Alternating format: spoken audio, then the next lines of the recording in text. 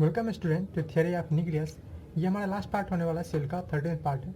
और यहाँ पे हम लोग न्यूक्लियस के बारे में सब कुछ जानने वाला है। न्यूक्लियस होता क्या है, क्या काम है, क्या फंक्शंस है, कैसा स्ट्रक्चर होता है, ये क्या क्या चीज़ों से बना हुआ है, इसका क्या इंपॉर्टेंस है हमारे सेल में, ठीक है, चाहे प्लांट सेल एनिमल सेल में। कहाँ रहता है ये, मतलब लोकेशन, वैसे तो आप समझते हैं मिडिल पार्ट है, फिर भी क्या रियली सभी सेल में ये मिडिल में रहता है। इसका नंबर कितना है, ये क्या किसी सेल में एक होता है, एक से ज़्यादा होता है, ठीक है। न्यूक्लियोलस, जीन, क्रोमोजोम, इस समय भी अगर आपको दिक्कत है तो आप ये वीडियो देखिए, इसके बाद ये दिक्कत सब खत्म हो जाएगा। तो चलिए शुरू करते हैं न्यूक्लियस के बारे में। तो अगेन पहला चीज़ आता है कि इसको किसने डिस्कवर किया होगा। तो इसके बाद हम लोग बात कर चुके हैं कि इनको जो डिस्कवर किया गया था, खोजा गया था, वो रॉबर्ट ब्राउन के द्वारा खोजा गया था 1831 में, बाय रॉबर्ट ब्राउन इन 1831। ये सिंपल माइक्रोस्कोप से भी आराम से दिख जाता है, रॉबर्ट ब्राउन इन 1831। और जैसा कि आप जूनियर क्लासेस से जान रहे हैं कि इसका मेन काम होता है कि न्यूक्लियस में जितना काम हो रहा है, ठीक है, हम लोग जानते हैं कि काम जो होता है, मतलब सेल के अंदर जो काम हो रहा है, जैसे एनर्जी प्रोडक्शन का, कोई मटेरियल बनने का, कोई मटेरियल का ट्रांसपोर्ट होने का, जो कि सेल ऑर्गेनेल करता है, तो उसके बारे में जान चुके हैं। तो वो सब काम को जो कमांड करने वाला आता है, कंट्रोल करने वाला होता है, कमांडर जो है उसका ये है। आप ऐसे समझिए कि सेल के अंदर, सेल जो है उसमें बहुत सारा सेना है, और सेना का कमांडर जो है वो ये है। मतलब इसके आदेश पे, चाहे वो एंडोप्लाज्मिक रेटिकुलम हो, चाहे वो राइबोसोम हो, चाहे कुछ भी हो, कुछ चीज़ बनाना है, सिंथेसिस करना है, या ट्रांसपोर्ट करना है, पैक करना है, मॉडिफाई करना, सब कुछ इसके ही कमांड से होता है। तो इसीलिए इसको कमांडर कहा जाता है, या कंट्रोलर ऑफ सेल कहा जाता है, कंट्रोलर ऑफ सेल, ठीक है। सेल का करने का मतलब सेल की एक्टिविटी को कंट्रोल करने का काम करता है। न्यूक्लियस जो है वो सेंट्रल स्ट्रक्चर बोला जाता है अक्सर, एक सेंट्रल स्ट्रक्चर है जो एक्टिविटी, सारी एक्टिविटी सेल का कंट्रोल करता है। इसीलिए इसको कभी कभी आपको कोई कोई बुक मिलेगा ब्रेन ऑफ सेल भी कहा जाता है, ठीक है। क्या कहा जाता है, ब्रेन ऑफ सेल, क्योंकि ब्रेन जैसे हम लोगों के लिए, ब्रेन जैसे सब कुछ का कमांड करता है, सब चीज़ के लिए बाहर में क्या हो रहा है उस हिसाब से रिस्पॉन्ड करता है, वैसे ही हमारा जो न्यूक्लियस है ये भी वैसा ही काम करता है। कोई बैक्टीरिया आ गया, कोई वायरस आ गया शरीर में, तो कैसे रिएक्ट करना है, क्या चीज़ बनाना है, कौन प्रोटीन बनाना है, तो ये सब काम न्यूक्लियस ही हमारा देखता है। चलिए पहले तो समझ लेते हैं कि nucleus is a central structure है, ठीक है। मेनली ये सेंट्रल स्ट्रक्चर एक्सप्लेन किया जाता है, पर हम लोग जान चुके हैं पिछले लेक्चर में जब वैक्यूल पढ़े थे, जस्ट पीछे वाला लेक्चर, तो उसमें हम लोग बताए थे, आपको मैंने बताया था कि प्लांट सेल में वैक्यूल बहुत बड़ा होता है, इसलिए सेंटर में नहीं रह पाता है। पर ऐसा नहीं कि सभी प्लांट सेल में, कुछ कुछ प्लांट सेल ऐसे हैं जो हम लोग नेक्स्ट जो चैप्टर हमारा टिश्यू उसमें पढ़ेंगे कि उसमें न्यूक्लियस में रहता है, ठीक है। तो ये एक सेंट्रल स्ट्रक्चर है, बोल सकते हैं सेंट्रल स्ट्रक्चर है। अगेन ये ऑर्गेनल नहीं है, ये आप समझ लीजिए, ये ऑर्गेनल नहीं है, ये कंपोनेंट है, बीच वाला पार्ट है, मिडिल पार्ट है, ये ऑर्गेनल नहीं है, ठीक है।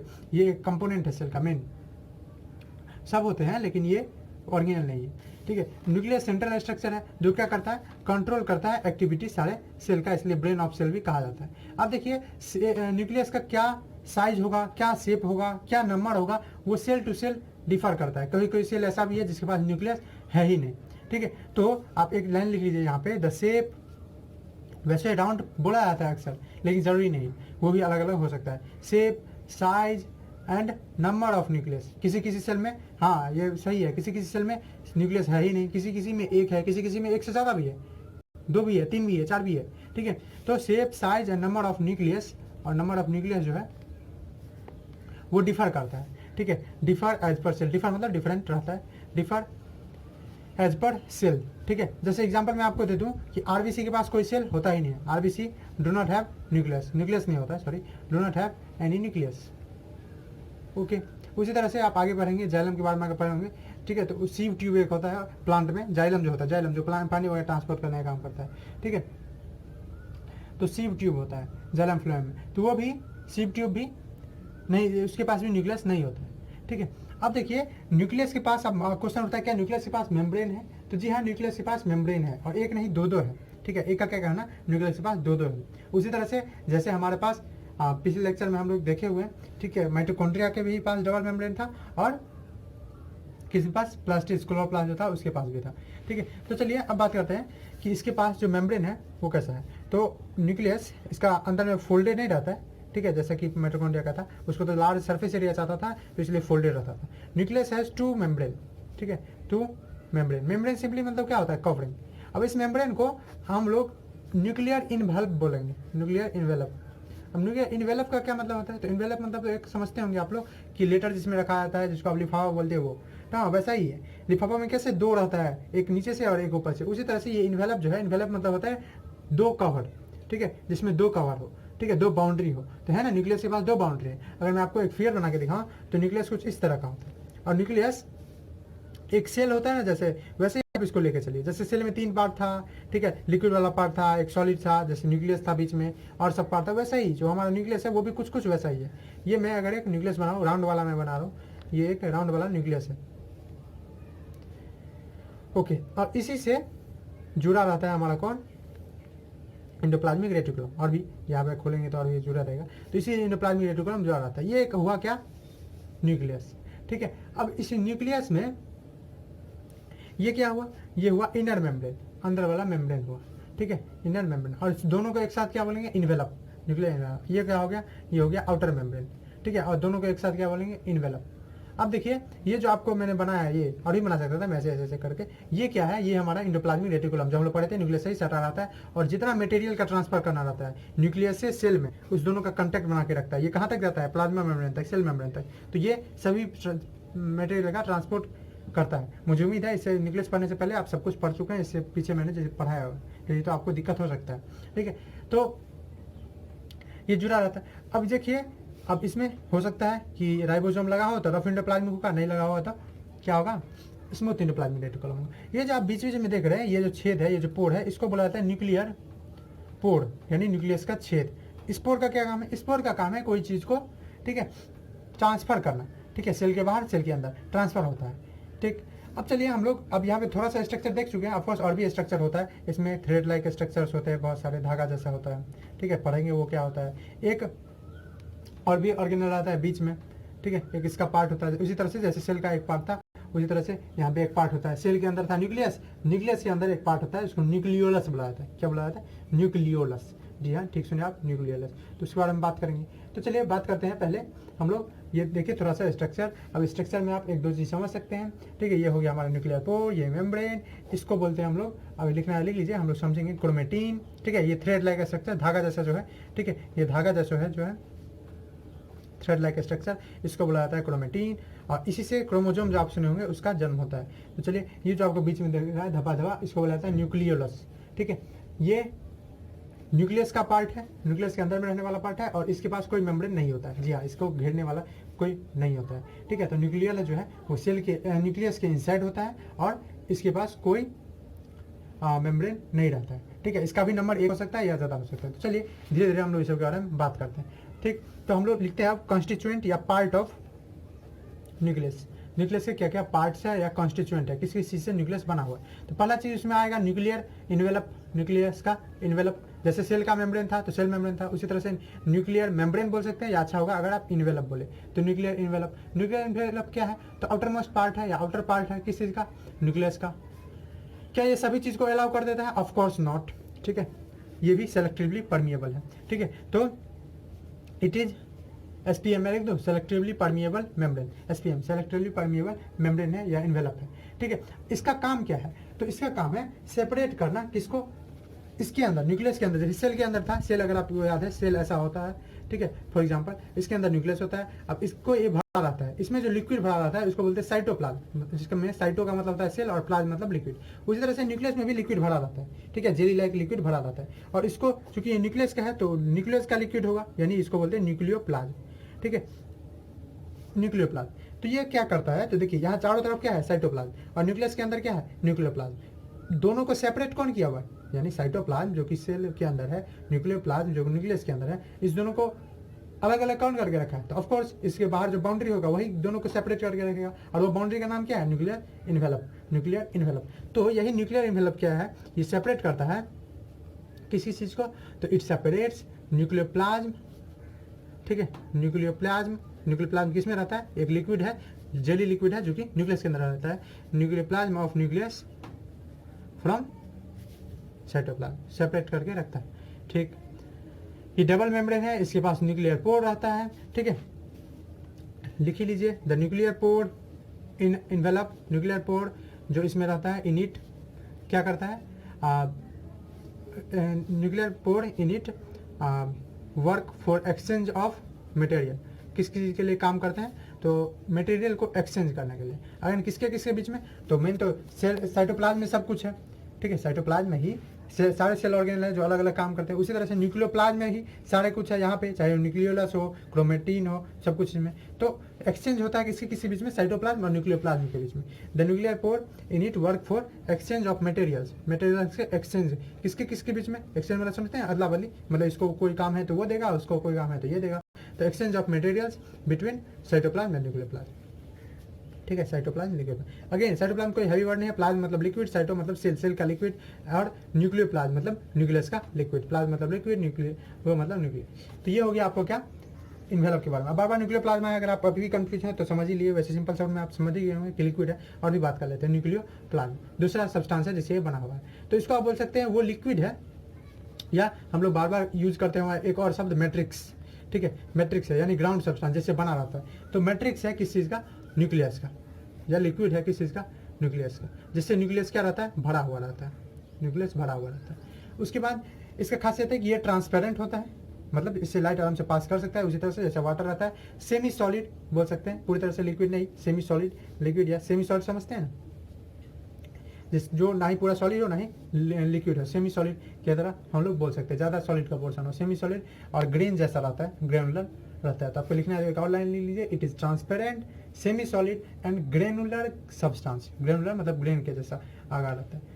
ओके, अब हम लोग बात करते हैं जो थर्ड है पार्ट इसका, जो क्या है न्यूक्लियोलस। अब ये न्यूक्लियोलस क्या है, तो इसको न्यूक्लियोलस को आपको कभी कभी न्यूक्लियोली भी मिलेगा, ठीक है, किसी किसी बुक में न्यूक्लियोली, GNUCLEOLI न्यूक्लियोली वर्ड भी मिलेगा। अब ये न्यूक्लियोली क्या है, तो ये न्यूक्लियस के अंदर रहने वाला एक पार्ट है, ठीक है, जो कि ग्रेन के ही जैसा रहता है, छोटा ही रहता है, और इसके ऊपर कोई मेम्ब्रेन नहीं रहता है, ठीक है। और ये डेंस लिक्विड है, ये एक भी हो सकता है कि सेल में बहुत भी हो सकता है। ये किस किस चीज़ से बना रहता है, तो मेनली ये दो चीज़ से बना रहता है, ठीक है, प्रोटीन से और RNA से, ठीक है। चलिए RNA और में थोड़ा हम लोग पढ़ेंगे RNA के बारे में। तो न्यूक्लियस हम लोग लिख लेते हैं, न्यूक्लियोलस है क्या, तो न्यूक्लियोलस एक पार्ट है न्यूक्लियस का, it is a part of nucleus present inside nucleus, part of nucleus है जो इसके अंदर रहता है, with no membrane around it, इसके ऊपर कोई मेम्ब्रेन नहीं रहता है, ठीक है, यानी मेम्ब्रेनलेस है, with no membrane around it. चलिए ये भी समझे, और कुछ, हाँ, तो ये ग्रेन के जैसे होता है, नो डाउट। ओके, अब क्या आपको करना है कि ये जो है न्यूक्लियस, ये एक भी हो सकता है कि सेल में, और ज़्यादा भी, मतलब एक न्यूक्लियस में एक भी हो सकता है या ज़्यादा भी हो सकता है, ठीक है। तो इसको भी हम लोग लिख लेते हैं, इट में भी। अब किस लिए एक हो सकता है, एक से ज़्यादा, वो उसके फंक्शन पे डिपेंड करता है, टाइप ऑफ सेल पे डिपेंड करता है, उसको इतना डिटेल में हमको पढ़ना नहीं, सिर्फ समझिए इट में बी वन, ठीक है, और मोर इन नंबर। जैसे न्यूक्लियस है, एक भी हो सकता है, एक से ज़्यादा भी, उसी तरह से आप एकदम सेल का जैसे पढ़े ना वैसे ही इसको लेके चलिए। जैसे सेल का 3 पार्ट होता है, इसका भी देखिए लगभग लगभग वही चीज़ है, चल रहा है, ठीक है। तो वैसा ही है, इट में बी वन और मोर इन नंबर, ठीक है, इन अ सेल, इन न्यूक्लियस, ओके। और ये बना किससे रहता है, ये बना रहता है प्रोटीन और RNA से, और ये बनाता भी वही चीज़ है, ठीक है। तो it is A site for formation and storing, यहाँ आप लिख सकते हैं, इसका फंक्शन के रूप में लिख सकते हैं, या डायरेक्ट भी पॉइंट के रूप में लिख सकते हैं कि यहीं पे इट फॉर्म, ये बनाता भी है, एंड स्टोर भी करता है, जमा भी करता है, क्या चीज़,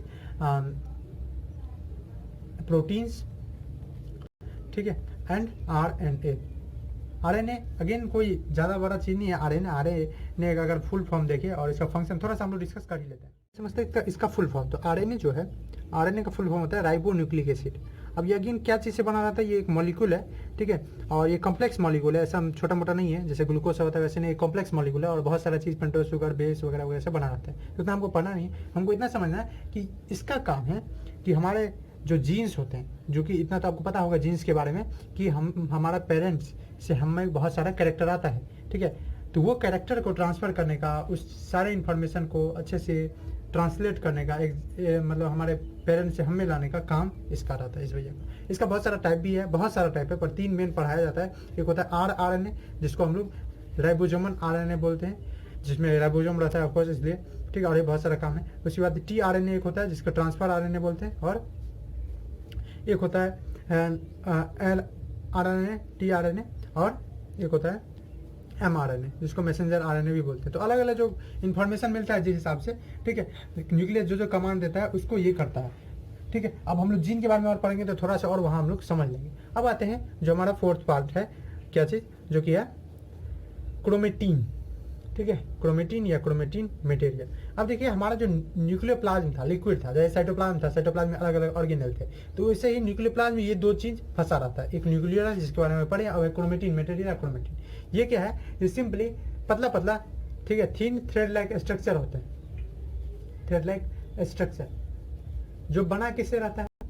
ठीक है, अगेन एक और चीज मैं बताना भूल गया कि चूंकि न्यूक्लियस में राइबोसोम बनता है, ठीक है, इसका काम ही क्या है, it forms and store proteins, protein बनाता है। ठीक है, तो प्रोटीन बनाता है, तो इसीलिए इसको क्या बोला जाता है, मैंने शुरू में लिखा था एक जगह, फैक्ट्री ऑफ, ठीक है, प्रोटीन। क्या बोला जाता है इसको, फैक्ट्री बोला जाता है किस चीज़ का, राइबोसोम का। क्योंकि प्रोटीन बनाने का काम करता है, राइबोसोम भी क्या करता है, प्रोटीन ही। तो उसके लिए जो जरूरत है राइबोसोम के लिए वो यही देता है, इसीलिए न्यूक्लियस को फैक्ट्री ऑफ राइबोसोम भी बोला जाता है, क्योंकि सेम काम राइबोसोम भी करता है, प्रोटीन बनाना। तो फैक्ट्री ऑफ राइबोसोम बोलते हैं। क्रोमेटिन क्या, थिन थ्रेड लाइक स्ट्रक्चर है। ठीक है, जो बना किससे रहता है, तो ये किस चीज़ से बना रहता है, तो मेनली दो चीज़ से कंपोज्ड ऑफ, यानी बना रहता है, इसका कंस्टिट्यूएंट या पार्ट जो रहता है वो होता है, एक होता है डीएनए, आरएनए का ही भाई है, इसको सिर्फ डीऑक्सी लगाते हैं और सब कुछ सेम है। राइबोन्यूक्लिक एसिड सेम रहेगा, यहाँ हम लोग लगाएंगे डीऑक्सी। अब ये डीऑक्सी आपको लग रहा होगा हाँ ऑक्सीजन के कुछ कारण से हुआ, ऑफकोर्स वही हुआ है, पर इसके लिए आपको स्ट्रक्चर में जाना पड़ेगा, उतना डिटेल में हम लोग को पढ़ना नहीं है। डीऑक्सी राइबोन्यूक्लिक एसिड, ठीक है, सब कुछ आरएनए ही जैसे है ना, ये आरएनए ही है, ठीक है, लेकिन उसके साथ डीऑक्सी लग गया डी के कारण, डीएनए और प्रोटीन से बना रहता है। अब डीएनए के बारे में हमको पढ़ना है, तो आप थोड़ा सा सब्र रखिए, डीएनए के बारे में हमको अच्छे से पढ़ना है थोड़ा बार। अब देखिए यहाँ पे अगर आप थोड़ा सा डिटेल में जाना चाहें तो आप समझिए, क्रोमेटिन जो होता है वो रियली में बना रहता है न्यूक्लियोसोम से। बोलेंगे न्यूक्लियोसोम क्या होता है, तो आप समझ सकते हैं इस वर्ड को, न्यूक्लियो मतलब न्यूक्लियस और सोम मतलब होता है बॉडी, मतलब न्यूक्लियस के अंदर एक बॉडी है, ठीक है, क्रोमेटिन के अंदर, उससे बना रहता है। और ये न्यूक्लियोसोम जो है इसमें दो चीज़ रहता है, प्रोटीन, प्रोटीन एक नाम है, स्पेशल टाइप ऑफ प्रोटीन है, ये सिर्फ इंडस्ट्रियल बायोलॉजी के लिए है। अगर आपको बोर्ड लग रहा है तो आप 10 सेकंड 20 सेकंड स्किप कर लीजिए। तो प्रोटीन है एक हिस्टोन, उस हिस्टोन पे कोयल किया रहता है डीएनए, ठीक है, डीएनए मॉलिक्यूल होता है, ठीक है। आप थोड़ा थोड़ा स्ट्रक्चर आपको याद हो, अगर देखे होंगे कहीं, ऐसा ऐसा रहता है, ठीक है, इस बीच में अलग अलग रहता है, बहुत सारी बातें रहती है वो सब, ठीक है, ऐसा ऐसा रहता है। तो ये डीएनए जो है ये एक प्रोटीन पे घेरा रहता है, जिसको हम लोग बोलते हैं हिस्टोन, ठीक है। अगर आप इंटरेस्टेड है तभी तो सुन लीजिए, मैं लिखूंगा नहीं उसको। तो इसी से अब डीएनए क्या करता है, तो ये डीएनए स्टोर करता है, एक मॉलिक्यूल है ये भी स्टोर करता है क्या चीज़, सारे इंफॉर्मेशन को, all information necessary for sale, ठीक है, जितने इंफॉर्मेशन है, सेल कैसे काम करेगा, ठीक है। आपको शायद पता हो, अगर यहाँ पे अभी कोरोना वायरस का भी टाइम चल रहा है तो आपको पता होगा कि ऐसा आप कहीं सुने होंगे कि हमारे शरीर के अंदर एक लड़ने का क्षमता वाला एक सिस्टम रहता है, जिसको हम लोग इम्यून सिस्टम बोलते हैं। अब देखिए एक बार जब आपको कोई बैक्टीरिया आके इन्वेड कर दिया, आप पे ढाव बोल दिया, उसके बाद आपका बॉडी उस बैक्टीरिया के लिए अपने आप को तैयार करता है। उसके लिए कमांड ऑफकोर्स कौन देता है, न्यूक्लियस, और न्यूक्लियस से कमांड कौन लेके जाता है, मैसेंजर आरएनए, जो एमआरएनए बोले, आरएनए लेके जाता है। अब एक बार जब उसके लिए एक खास तरह का बन गया कोई, ठीक है, उसके लिए दवाई बन गया, उसके लिए एंटीबायोटिक बन गया, अब उसका इन्फॉर्मेशन ये जमा करके रख दिया। अब अगले बार अगर बैक्टीरिया आएगा ना तो कोई मेहनत नहीं करना है, सिर्फ न्यूक्लियस को कमांड जाएगा, न्यूक्लियस के पास इन्फॉर्मेशन जाएगा कि ऐसे ऐसे वही बैक्टीरिया है, न्यूक्लियस आरएनए को मैसेज देगा, ठीक है, मैसेज देगा कि जाओ वो वैसा वाला जो हमारे पास जो इन्फॉर्मेशन था पहले से होगा ही तुम्हारे पास, जाओ भेज दो, तो वो डीएनए फिर उसको भेज देगा और वो बैक्टीरिया वैसे ही खत्म कर दिया जाएगा, कोई मेहनत नहीं। लेकिन पहला बार अगर कोई बैक्टीरिया आता है तो उसे लड़ने के लिए सेल को बहुत सारा काम करना पड़ता है, कॉम्प्लेक्स प्रोसेस होता है, उस सब के थ्रू होता है, ठीक है। क्या उतना डिटेल में हमको जाना नहीं है। अब देखिए क्रोमोसोम आप बहुत सुनेंगे, तो यही क्रोमेटिन जब सेल डिवीजन होता है, cell division simply mean cell का डिवीजन, ठीक है, सेल डिवीजन नाम ही है, मतलब सेल जब टूटता है अलग अलग पार्ट में, न्यूक्लियस दो हो जाता है, सेल का अलग अलग कंपोनेंट दो हो जाता है, जैसे सेल एक से दो हो जाए, सिंपल बात में आप समझ सकते हैं, जैसे अमीबा का रिप्रोडक्शन होता है तो एक से वो दो जन्म देता है ना, वैसे ही, ठीक है, वैसे ही वही है एक तरह का सेल डिवीजन। सेल डिवीजन से ग्रोथ होता है, डेवलपमेंट होता है, और एक सेल दो में भी मल्टीपल सेल में बदलता है। तो यही क्रोमेटिन, जो क्रोमेटिन मटेरियल है, वो थ्रेड लाइक स्ट्रक्चर देखें, ये जब सेल डिवीजन होते रहता है तो क्या होता है, कंडेंस करता है, मतलब अच्छे से कंडेंसेशन जैसा पढ़े ना वैसे ही कंडेंस करता है, मिलता है, और इसी के कंडेंस स्ट्रक्चर को हम लोग क्रोमोसोम बोलते हैं। चलिए अब प्रत्येक क्रोमोसोम के बारे में, तो यहाँ पे एक लाइन आप लिखना चाहे तो लिख लीजिए कि ड्यूरिंग सेल डिवीजन, मैं यही लिख ही दे रहा हूँ जैसे नेक्स्ट पेज में वो कंफ्यूजन ना हो, ड्यूरिंग सेल डिवीजन जो क्रोमेटिन है यही कंडेंस हो जाता है, क्रोमेटिन कंडेंस, ठीक है, यानी आ जाता है एक साथ condense to form chromosome, chromosome बनाने के लिए, टू फॉर्म क्रोमोसोम। क्रोमो आपको लग रहा है, क्रोमो तो हम कलर का मतलब समझते हैं, तो हाँ लगभग वही वहीं से आया ही है, ठीक है, क्रोमो, ठीक है, क्रोमोजोम। अब चलिए पढ़ते हैं किसके बारे में, क्रोमोजोम के बारे में, कि ये क्रोमोजोम रियली में होता क्या है, और उसके बाद एक पढ़ लेंगे न्यूक्लियस, न्यूक्लियोलस के अंतर। तो चलिए पढ़ते हैं क्रोमोजोम के बारे में। तो क्रोमोजोम वही चूंकि बना ही है किससे, क्रोमेटिन से, तो ये भी थ्रेड लाइक स्ट्रक्चर ही होता है। आप कहीं की फिगर भी देखेंगे ऐसे इस तरह का क्रोमोजोम का आप फिगर देखे होंगे, हाँ तो ऐसा ही होता है, कुछ ज़्यादा अंतर नहीं है। अब अलग अलग टाइप होता है, उसके बारे में बात हम लोग करेंगे। तो क्रोमोजोम क्या है, ये थ्रेड लाइक स्ट्रक्चर है। क्या है, थ्रेड लाइक स्ट्रक्चर है, जो कहाँ प्रेजेंट रहता है, न्यूक्लियस में, ठीक है, प्रेजेंट इन न्यूक्लियस। और कब विजिबल होता है, तो दिखता तभी है, वैसे तो ये रहता है किस रूप में, क्रोमेटिन में, लेकिन विजिबल कब होता है, जब सेल डिवीजन होता है, ठीक है। थ्रेड लाइक हमेशा सेल न्यूक्लियस में नहीं प्रेजेंट रहता है, न्यूक्लियस में कौन ओरिजिनली प्रेजेंट रहता है, न्यूक्लियस में प्रेजेंट रहता है क्रोमेटिन, लेकिन वही क्रोमेटिन क्रोमोजोम का रूप ले लेता है कब, सेल डिवीजन के बाद, ठीक है। तो थ्रेड लाइक स्ट्रक्चर है प्रेजेंट इन न्यूक्लियस, ठीक है, जो विजिबल होता है, दिखता है हमको, ठीक है, आँख से नहीं, ऑफकोर्स माइक्रोस्कोप से, in nucleus, visible during cell division, visible होता है कब, ओनली ड्यूरिंग सेल डिवीजन। पहले सिलेबस था 9th में सेल डिवीजन दो तरह का था, माइटोसिस मियोसिस हम लोग पढ़े थे, पर आप लोगों के सिलेबस में अब नहीं है, ठीक है। सेल डिवीजन, क्रोमोजोम जो है ये हेरिडिटी इन्फॉर्मेशन रखता है। हेरिडिटी इन्फॉर्मेशन का मतलब जेनेटिक इन्फॉर्मेशन, हमारा जो गार्जियन है, हमारे गार्जियन है, पेरेंट्स है, मम्मी पापा, उससे हम लोग का बहुत सारा कैरेक्टर मिलते रहता है, चाहे रंग का हो, रूप का हो, हेयर हो, आँख का कलर हो, बहुत सारा चीज़, ब्लड हो, ये सब मिलता रहता है। अब ये जो मिलता है ना, ये कैसे मिलता है, ठीक है, तो उस चीज़ का इन्फॉर्मेशन इसके ही पास रहता है, ठीक है। ये सारा इन्फॉर्मेशन जमा करके रखता है कि रेड मतलब ब्लू आई के लिए क्या होना चाहिए, ब्लैक आई के लिए कौन सा इन्फॉर्मेशन है, सब किसके लिए, सब कुछ के लिए प्रोटीन रहता है, तो वो सब कुछ यही स्टोर करके इन्फॉर्मेशन जमा करके रखता है, ठीक है। कौन, क्रोमोसोम, ठीक है। अभी तो आप बोलते हैं कि डीएनए वो सब इन्फॉर्मेशन जमा करके रखता है, तो अरे डीएनए किस चीज़ से है, तो डीएनए तो क्रोमेटिन से ही बना हुआ है। क्रोमेटिन जो है, क्रोमेटिन में ही तो दो चीज़ है, दो चीज़ें बना हुआ है, एक डीएनए और एक प्रोटीन। तो डीएनए तो भाग ही है किसका, क्रोमोसोम का। तो चलिए हम लिख सकते हैं क्रोमेटिन स्टोर करता है, जमा करता है किस चीज़ को, क्रोमेटिन या क्रोमोजोम लिखे तो ज़्यादा अच्छा होगा, वैसे दोनों चीज़ें, क्रोमोजोम्स, ठीक है, स्टोर करता है किस चीज़ को, या कंटेन हेरिडिटरी इन्फॉर्मेशन, ठीक है, यानी पूर्वजों का, हमारे पेरेंट्स का इन्फॉर्मेशन रखता है ऑफ सेल। अब ये किस रूप में रखता है, तो इन फॉर्म ऑफ जीन, अब ये जीन क्या है, आपको लग रहा हो जीन कुछ नहीं है, क्रोमोजोम जिस चीज़ से बना हुआ उसको हम लोग जीन बोलते हैं, ठीक है। आपको लग रहा है कितना चीज़ है, एक बार मैं बता दूं, फिर आपको सब कुछ अरेंज कर दूंगा, ठीक है। तो क्रोमोजोम जो है, इसमें अभी पढ़े थे हम, जो क्रोमेटिन से ही बना है, तो उसमें दो पार्ट होते हैं, ठीक है, दो कंपोनेंट होते हैं, एक होता है डीएनए और एक होता है प्रोटीन, ठीक। प्रोटीन उसमें एसिडिक भी हो सकता है, जैसे न्यूक्लिक एसिड सब है, तो वो भी रहता है। तो दो चीज़ से बना हुआ है क्रोमोजोम हमारा, किस चीज़ से, तो कंपोनेंट अगर लिखना चाहे, कंपोनेंट ऑफ क्रोमोजोम, अभी न्यूक्लियस पे नहीं, हम एक क्रोमोजोम में बात करें। अभी क्रोमोजोम कहाँ से आ गया, क्रोमोजोम आया है न्यूक्लियस का एक पार्ट है क्रोमेटिन, उससे। तो उसका दो पार्ट है, एक है हमारा डीएनए जिसको डीऑक्सीराइबोन्यूक्लिक एसिड बोलते हैं, दूसरा क्या है प्रोटीन हिस्टोन भी हो सकता है और अलग अलग भी एसिडिक होता है वो। अब देखिए डीएनए जो है ये जीन से बना हुआ है, अभी तो आप बोले इस दोनों से बना हुआ है, तो हाँ ठीक है। अब चलिए, अगर आप कंफ्यूज हैं तो चिंता नहीं कीजिए, जल्दी इसका सॉल्यूशन आपको मिलने वाला। ये जो है कंपोनेंट क्रोमोसोम का, वो डीएनए और प्रोटीन है। अब ये डीएनए किससे बना रहता है, तो डीएनए, मान लीजिए एक डीएनए थ्रेड है, धागा जैसा है, और उस डीएनए का जो सेगमेंट है, यूनिट है, जैसे हमारे बॉडी का क्या यूनिट था, जो स्ट्रक्चरल फंक्शनल यूनिट जो था हमारे शरीर का, वो था सेल। उसी तरह से जो फंक्शनल यूनिट होता है किस चीज़ का, डीएनए का, उसको बोलते हैं जीन। फंक्शनल यूनिट या सेगमेंट मतलब पार्ट, सेगमेंट तो समझ सकते हैं ना, पार्ट होता है, मतलब डीएनए जो है, डीएनए अगर ये है तो उसमें अलग अलग पार्ट जो होंगे उसी को हम लोग बोलते हैं जीन। फंक्शनल यूनिट या सेगमेंट ऑफ क्या चीज़, डीएनए इज कॉल्ड जीन। अगर आपको ये सब चीज़ नहीं समझ में आ रहा है, बायोलॉजी में नहीं इंटरेस्ट है, तो कोई बात नहीं, आपको मैं लास्ट में बता दूंगा कि आपको क्या क्या पढ़ना है, उस हिसाब से आप सेपरेट कर सकते हैं। मुझे लग रहा है ज़्यादा हो रहा है क्लास 9 के हिसाब से, इसलिए मैं भी अब ज़्यादा कुछ नहीं पढ़ाऊंगा। जैसे बहुत सारा चीज़ है, जैसे क्रोमोजोम का स्ट्रक्चर, तो क्रोमोजोम में बहुत सारा चीज़ होता है, सेंट्रोमियर होता है, टेलोमियर होता है। अगर आप इंटरेस्टेड होंगे तभी आप बोलिएगा, तो मैं आपको वो सारा चीज़ भी पढ़ाऊंगा, ठीक है, रियली में, क्योंकि लग रहा है मुझे कि आपके लिए हैवी हो जाएगा कि क्रोमोसोम का स्ट्रक्चर क्या होता है, और बॉडी जो वीडियो है वो भी लंबी हो जाएगी। तो अभी आप इतना पे ही अपना न्यूक्लियस छोड़ सकते हैं। ठीक है, न्यूक्लियस में आप पढ़े क्या कि न्यूक्लियस क्या होता है, ठीक है, कि सेंट्रल कंट्रोलर है। उसके बाद आप पढ़े कि न्यूक्लियस में क्या क्या चीज़ रहता है, वो दो तीन चीज़ आपको याद रखना जरूरी है। न्यूक्लियोप्लाज्म रहता है, न्यूक्लियर इन्वेलप रहता है, न्यूक्लियोप्लाज्म में ही दो पार्ट और रहता है, क्रोमेटिन और क्या चीज़, nucleolus. Nucleolus factory of ribosome है, राइबोसोम बनाने का काम, प्रोटीन बनाने का काम करता है।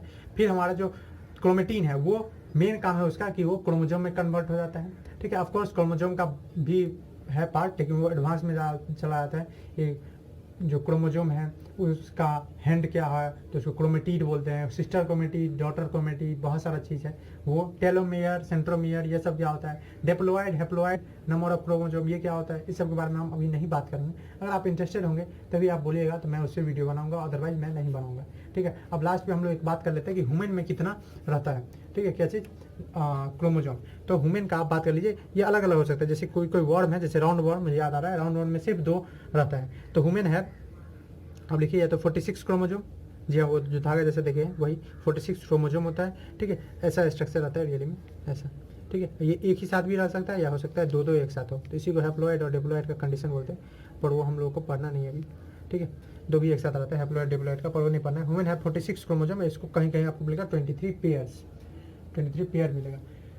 एक और चीज़ मैं लास्ट में बता दूं कि ये क्रोमोसोम का के लिए कहीं कहीं यूज होगा। क्रोमोसोम, ये क्रोमोसोम 2 में बांटा गया है, एक वाला बांटा गया है ऑटोसोम, ठीक है, जो बॉडी के अलग पार्ट के लिए, और एक है सेक्स क्रोमोसोम। ठीक है, तो इसमें 23 पेयर में, यानी 46 में 22 पेयर जो है उसको बोला जाता है ऑटोसोम, जो शरीर के अलग अलग पार्ट में काम आता है। 1 पेयर जो हुआ उसको बोला जाता है सेक्स क्रोमोसोम, जिसको आप पढ़ेंगे रिप्रोडक्शन में XY के रूप में। ठीक है, कि मेल होने के लिए क्या क्या होना चाहिए, क्योंकि सारा कुछ तो यही डिसाइड करता है ना, क्रोमोसोम ही, और क्रोमोसोम के अंदर DNA वही सब डिसाइड करता है कि मेल होगा कि फीमेल होगा, क्या कैरेक्टर आएगा, आँख कैसा होगा, स्किन का कलर कैसा होगा, ठीक है, उसका जो बहुत सारा कैरेक्टर है वो कैसा होगा, तो वो चीज़ यहीं से डिसाइड होता है। तो शरीर का जितना पार्ट है वो सब इस 22 पेयर से डिसाइड होता है। लेकिन जो मेल होगा या फीमेल, जो बेबी होगा वो सिस्टर होने वाला है, मतलब कि गर्ल होने वाला है, बॉय, वो सेक्स क्रोमोसोम से डिसाइड होता है। सेक्स क्रोमोसोम से डिसाइड होता है, जो XY के नाम से लिखा जाता है। 2 होता है, 2 हुआ ना, 1 पेयर मतलब 2, जोड़ा मतलब 2, तो वो डिसाइड होता है। चलिए लास्ट हम लोग बात कर लेते हैं किस चीज़ के बारे में, कि फंक्शन क्या है न्यूक्लियस का। वैसे तो आप सब कुछ जान ही चुके हैं, फिर भी हम लोग लिख लेते हैं फंक्शंस ऑफ न्यूक्लियस। तो न्यूक्लियस आप पहले चीज़ तो लिख सकते हैं कि न्यूक्लियस कंट्रोल करता है सारे एक्टिविटी को, तो controls all activity of cell. और मतलब अगर एक न्यूक्लियस हटा दिया जाए, आप सपोज कीजिए, तो अगर न्यूक्लियस हटा दिया जाए तो सेल मर जाएगा, सिंपल में समझ लीजिए, नहीं जी पाएगा। और कोई कोई बिना न्यूक्लियस के भी रहता है, उसका क्या, तो जैसे एग्जांपल मैं आपको बता दूं, RNA बिना न्यूक्लियस का रहता है, तो क्या वो मर जाता है, ऐसा नहीं है। ठीक है, RNA जो होता है बहुत सारे का, उसमें न्यूक्लियस थोड़े दिन रहता है, उसके बाद अगर खत्म ही हो जाता है तो उसके बाद वो उतना अच्छे से काम नहीं कर पाते, वो ज़्यादा ऑक्सीजन नहीं कैरी कर पाता है। RBC जो रेड ब्लड सेल है उसका काम क्या है, तो रेड ब्लड सेल का काम है ऑक्सीजन को ट्रांसपोर्ट करना। ठीक है, अब वो ऑक्सीजन ट्रांसपोर्ट नहीं कर पाता है उतना अच्छे से अगर न्यूक्लियस उससे हट जाता है। ठीक है, उसके बाद ये सेल के सारे काम को करने का काम करता है। उसके बाद सारे जो इनहेरिटेंस है, इनहेरिटेंस का काम करता है। इनहेरिटेंस अगर नहीं पता है तो समझ लीजिए, इनहेरिटेंस वैसे 8 में आपको पढ़ाया गया होगा। इनहेरिटेंस मतलब होता है ट्रांसफर ऑफ कैरेक्टर, कैरेक्टर का ट्रांसफर होना। ठीक है, transfer of character from parent to character. कहीं कहीं स्पेलिंग अगर गलती हो जाए तो आप देखते रहिएगा कि जल्दी जल्दी बोलने और लिखने में कभी कभी हो जाता है। Transfer of characters from parents to child, from parent to child. उसके बाद सेल डिवीजन का यही काम करता है। ठीक है, लिख सकते हैं आप, carries all information of cell. ठीक है, यही सब है, कुछ कुछ एक्टिविटी फंक्शन है न्यूक्लियस का। तो इसी के साथ जो न्यूक्लियस है वो भी खत्म होता है। अगेन मैं आपको बता दूं, आप अगर बहुत ज़्यादा नहीं पढ़ना चाहते हैं तो आप एटलीस्ट ये पढ़ लीजिए न्यूक्लियस क्या है। ठीक है, क्योंकि न्यूक्लियस बहुत चीज़ है पढ़ने के लिए न्यूक्लियस में। ठीक है, तो न्यूक्लियस क्या है, न्यूक्लियस के 3 पार्ट है मेनली। ठीक है, जो कि एक बाहर वाला है, आउटर पार्ट है, जिसको न्यूक्लियर इन्वेलप बोलते हैं। एक बीच वाला पार्ट है, ठीक है, जिसको न्यूक्लियस बोला जाता है। और वो एक भी हो सकता है, अलग अलग भी हो सकता है, उसी तरह से जैसे न्यूक्लियस भी एक भी हो सकता है, अलग अलग हो सकता है। और उसके अंदर, न्यूक्लियस के अंदर धागा जैसा स्ट्रक्चर है जिसको क्रोमेटिन बोलते हैं, और एक लिक्विड है, जेली सब्सटेंस है, सेमी सॉलिड सब्सटेंस है, जिसको हम लोग क्या बोलते हैं, न्यूक्लियोफिला। इतना चीज़ आप समझ लीजिए। क्रोमोजोम क्या है, तो क्रोमोजोम क्या है, तो क्रोमेटिन जो है, क्रोमेटिन मटेरियल, वही जब कंडेंस कर जाता है तो एक थ्रेड लाइक स्ट्रक्चर, एक ट्यूब जैसा स्ट्रक्चर बनाता है जिसको हम लोग क्रोमोजोम बोलते हैं। आपको मैंने बहुत चीज़ छोड़ दिया हुआ है, आपका लेवल समझिए कि आप अगर बेसिक वाले बच्चे भी हैं तो समझ सकते हैं, अगर आप एडवांस वाले हैं तो आप बोल सकते हैं कमेंट में, मैं और भी इस पर बना सकता हूँ। और 9th के सिलेबस के लिए रियली 9th के ही सिलेबस में है वो सब, क्रोमोजोम के बारे में जानना हम लोग पढ़े थे, और आप लोग भी अगर एडवांस में पढ़ना चाहते हैं तो इसको समझ सकते हैं कि क्रोमोजोम का अलग अलग टाइप, क्रोमोजोम का पार्ट्स, ठीक है, बहुत सारा होता है, टेलोसेंट्रिक, मेसोसेंट्रिक, तो वो सब न्यूक्लियस का अगर टाइप जानना चाहते हैं आप क्रोमोजोम का तो आप कमेंट कर सकते हैं, मैं इस पर वीडियो बनाऊंगा। तो इसी तरह से देखते रहिए। Thanks for watching. सेल खत्म हो गया, अब नेक्स्ट हम लोग जो शुरू होगा वो होगा टिश्यू। अब एक और पार्ट बच जाता है, अगर आप ये सब पढ़ ही चुके हैं तो वैसे क्वेश्चन आता है अगर एग्जाम में किस तरह का, तो डिफरेंशिएट का कुछ क्वेश्चन आता है, जैसे डिफरेंशिएट बिटवीन प्लांट सेल और एनिमल सेल, तो आप कुछ लिख सकते हैं। जैसे प्लांट सेल में जो होता है वो सेल वॉल होता है, एनिमल सेल में नहीं होता है। प्लांट सेल में प्लास्टिक रहता है, एनिमल सेल में नहीं होता है, ठीक है। वैक्यूल बड़ा होता है प्लांट सेल में, जो एनिमल सेल में छोटा छोटा होता है। तो ये सब कुछ बातें हैं जो आप डिफरेंस में लिख सकते हैं। उसी तरह से जो हम लोग देखे थे कि दो स्ट्रक्चर था सेमी ऑटोनोमस, सेमी ऑटोनोमस आपको याद हो, ठीक है, जो माइटोकॉन्ड्रिया था, क्लोरोप्लास्ट था, इस दोनों में क्या अंतर है कभी कभी पूछ देता है। उसके बाद कुछ डिफरेंसेस हैं, ठीक है, और न्यूक्लियस और न्यूक्लियस, इस दोनों में क्या अंतर है पूछ देता है। तो आप ऐसे ही आप बना सकते हैं खुद भी, लेकिन अगर आपको दिक्कत हो कि इस सब बीच में डिफरेंस कम से कम एटलीस्ट 3 डिफरेंस आपको नहीं मिल पाए तो आप उसके लिए भी कमेंट कर सकते हैं, मैं बना दूंगा। देखते रहिए। Thanks for watching again.